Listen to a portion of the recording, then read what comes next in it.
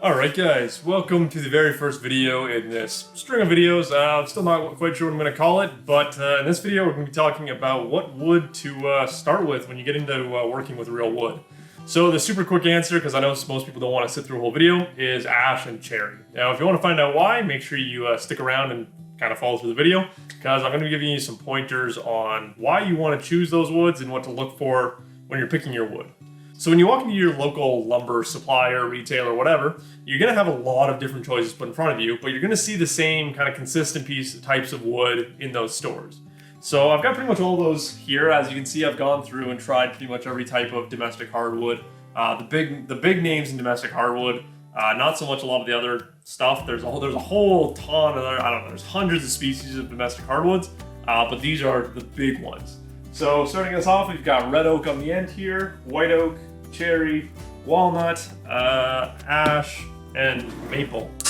So those are your big domestic hardwoods. Another one that I've tried is hickory. Hickory is pretty common. You can find it in a lot of places pretty cheap. But we're not going to be talking about hickory because I'm just going to, right at the beginning of the video, I'm going to tell you that hickory is a wood you want to completely and utterly avoid as a new woodworker, just because it's a little bit too tough to work with. So I'll get more into that once we get talking about some of the other woods, but yeah, hickory is one of those woods you want to completely avoid. So to start us off, well, that's actually a good way to start us off anyway.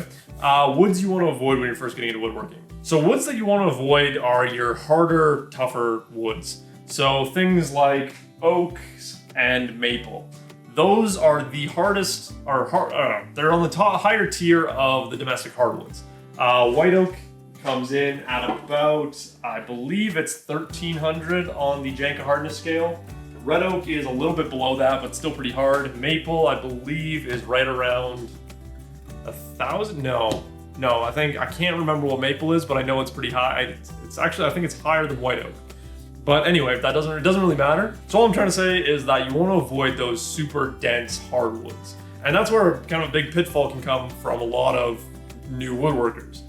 Things like red oak and maple are super cheap. If you're going to a hardwood retailer, those are going to be your cheapest wood or some of your cheapest wood options, and they're very readily available. I know every single Home Depot around me has oak and maple that you can go and buy to do whatever. They've got like the pre-milled S4S stuff, and it's a perfectly good option. But the problem with you when you're working with those super dense, tough hardwoods is that they dull your blades really quickly.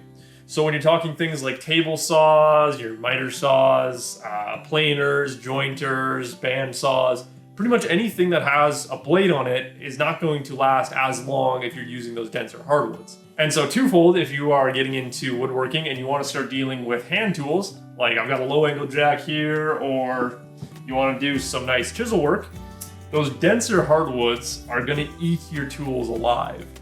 So you really need to be good at keeping them sharp, working with very, very razor sharp, top of the line hand tools. For example, I have let me just grab it here. So a few weeks ago, I tried to do some woodworking with quarter sawn white oak. Now, white oak and quarter sawn white oak in specific is probably one of the most popular woods for fine craft and furniture and woodworking in general, real woodworking in general. It's got a super beautiful grain pattern to it. You've got Rayflex. It's an absolutely beautiful wood. But what I found is that you can't really do a lot of the stuff you would do with, say, cherry or ash or walnut, those other easier to work with woods. So when I was working on this little simple box here, the dovetails were actually pretty tough, and it took me a lot of times, and they're rougher than pretty much any other dovetail I've cut. Just because it was a little bit harder to work with them, and it was dulling my chisels super quickly. So after the first few taps, my chisel was already pretty dull, and I'm not gonna lie, I've got pretty top tier tools here. These are Veritas chisels, so not cheap chisels at all, and they do last very well on a lot of woods, but white oak is one of those woods that is just super gnarly to deal with. So white oak is definitely one you want to avoid. Same thing with maple. So maple is it's one of those staple woods. You're always going to have a couple boards in your shop laying around because it's really good for like shop projects. It's super tough and just super resistant to pretty much anything. And so the real problem with maple is that it's just too hard to really work with. It's really good if you want a nice durable wood to put in a spot for like drawer slides, or you need a sliders for your table saw crosscut sleds, stuff like that. Maple is beautiful. Or a really good example of where to use maple is in something like, this thing. So this is a Moxon vise. Oh, really hefty thing. Weighs quite a lot actually, which is what the whole purpose of it. So that's a really good use for maple. But in general, when you're starting out with, when you're doing like fine projects, so you're doing furniture, might be making boxes, that kind of stuff, yeah, you want to avoid maple in general because it's just a little bit, just because it's tougher on your tools, and you don't want to have to worry about your blades getting dulled really quickly in that when you're first getting into woodworking. Now into woods that you want to buy. So there's 3 of them in specific. We got cherry, ash, and everyone's favorite, walnut. Now these are the kind of the 3 best woods to start with. Walnut is really good to work with. It machines well, it looks really good. Everyone just loves walnut. The downside to walnut is that it's expensive. The cheapest I've been able to find it here in Calgary is $10 a board. Actually, I think the cheapest was $8 a board foot, and that was for absolutely garbage quality walnut, and I was willing to pay it because I just wanted some walnut. So walnut is one of those things that if you have money, if you have a lot of money to put towards a project, you say you're not on a super tight budget, walnut is a great wood to work with because it looks great and it machines well. You can use hand tools on it really well. Just everything about walnut. It's one of those unicorn woods where it's just super easy to work with, but because of that, it's just super expensive. So if you're just getting into woodworking and you're gonna mess up often, I wouldn't suggest starting with walnut because when you mess up, it costs you a lot of money. So that's where ash and cherry come in. And so these 2 are probably the most readily available hardwoods that I've found. Now I live in Calgary, Alberta, Canada, so right in the middle of the prairies, we don't have hardwoods here. We've got, we might have some poplar, we might have some birch that grows around here, but overall we import all of our hardwoods from Eastern Canada, the Eastern US, Virginia, that area of the world. And so all that stuff comes out here, and so I don't really get that much exposure to a lot of different, super fancy different hardwoods. I have a lot of the big domestic hardwoods, all these big domestic hardwoods are readily available around me, but it's things like, persimmon is kind of an interesting hardwood. Birch is another kind of interesting hardwood. That kind of, more interesting stuff is just not really around here. And so that's where these woods come in. So cherry is one of those staple woods. You can find it literally anywhere. It's one of the most popular woods amongst, I think, all branches of woodworking. Whether you're building furniture, cabinetry, small products, whatever, cherry is just a super nice wood to work with. It's got really good color. It starts out kind of this orange, creamish skin color, which I don't quite like. But after a few, I'd say almost a couple months of just kind of being in use, once you've added some oil to it, it gets this beautiful, warm brown color that is genuinely a really nice look. So cherries are really good to work with if you're just getting into woodworking because it's very soft on your tools, it looks good, it works well, everything about it is just kind of nice. It is a little bit more on the expensive side. It's well under walnut, and so cherry will come in. It usually comes in around that I would say $5 to $7 a board foot, depending on where you're buying it. So it's a little bit more expensive, and so but it is quite nice to work with. So one of the really nice things about cherry is that it's a closed grain wood.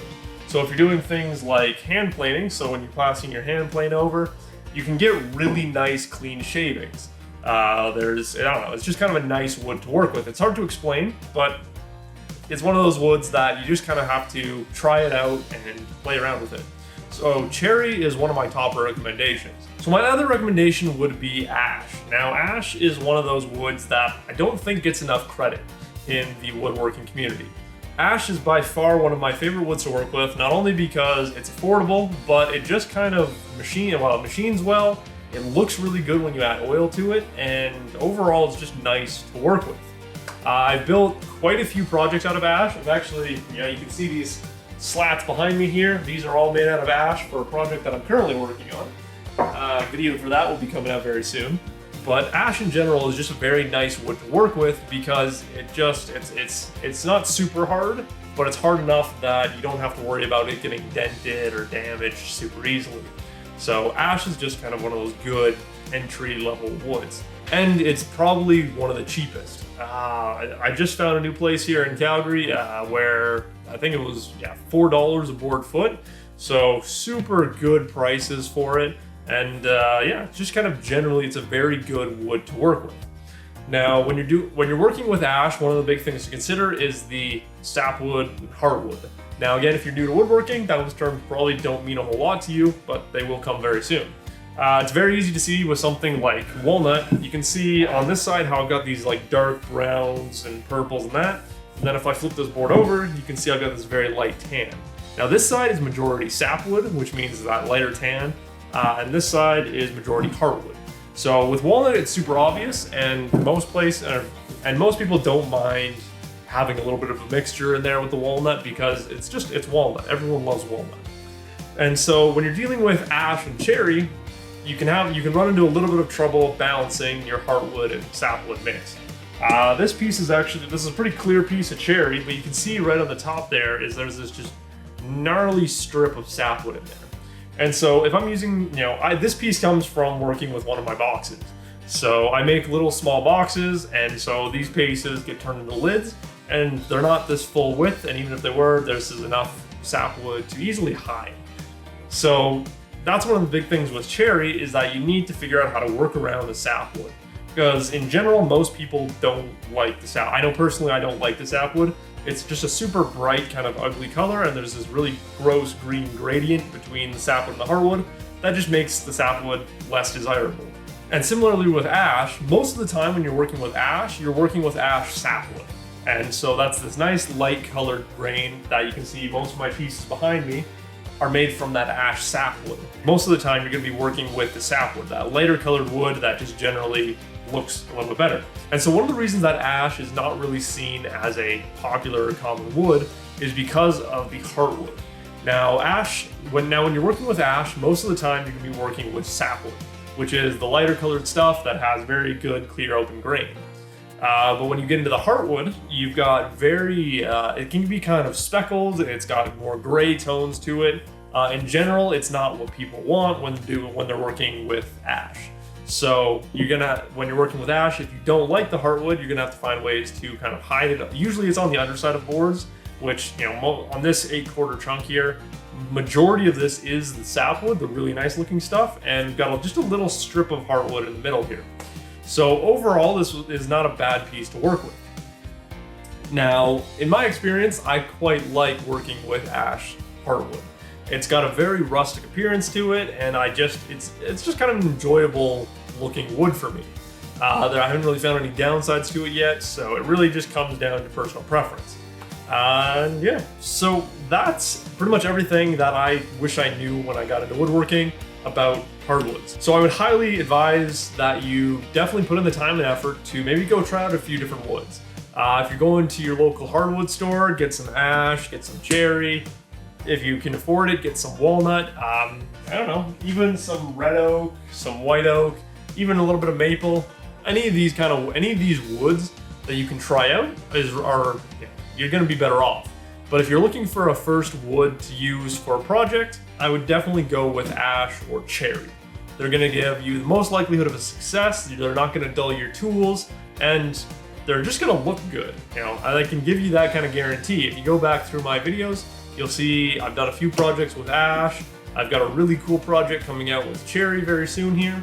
And in general, they're just very nice looking woods that are reliable enough and are an easy enough supply that you can get them at an affordable price, and you can get good quantities of it, and you can get kind of top qualities of it. So I do hope this video answers some of your guys' questions. If you have any more, feel free to leave a comment down below or get in touch with me. You can always come and visit my website and send me an email if you have any questions that you need answered very quickly. So next time you guys are out looking for a wood for a specific project, make sure you check out ash and cherry, as they will probably give you the best results possible. So if you guys are interested in what machinery, what kind of tools you need to get into woodworking, that is going to be coming out in the next video, coming out sometime soon.